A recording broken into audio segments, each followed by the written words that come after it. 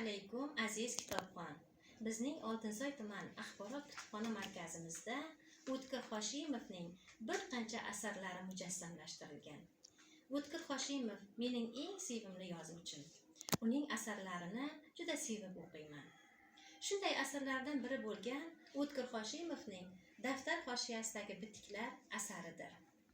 Hozir men sizlarga ushbu asar haqida qisqacha ma'lumot berib o'tmoqchiman. Mazkur kitobda elimizning atoqli adibi, betakror iste'dod sohibi, O'zbekiston xalq yozuvchisi O'tkir Hoshimov qalamiga mansub bo'lib, bu kitobda muallifning o'zining boshidan o'tkazgan voqealari, har bir armonli, bir qadar istehzoli, bir qadar tabassumli xulosalari haqida bitiklar yozilgan.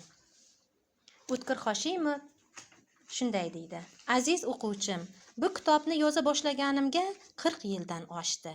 Bular mening kuzatuvlarim, o'ylarim, bir qadar armonli, bir qadar istehzoli, bir qadar tabassumli xulosalarim. Aslida ularning har birini alohida asar qilsa ham bo'lardi-ku. Mayli, iltimos, siz ham kitobni shoshilmasdan o'ylab o'qisangiz barcha xulosalarga ega bo'lasiz. Tag'in bir gap, ba'zi kuzatuvlar ostiga yozilgan sanasi ta'kidlab qo'yilgan.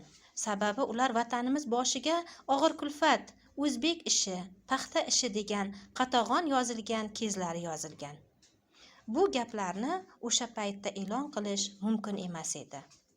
Yaratganga shukr, yurtimiz mustaqillikka erishdi. Sho'ra zamonining ba'zi hunarlarini eslab ko'rish bugungi kunimizni qadrlashga xizmat qiladi deb o'ylayman.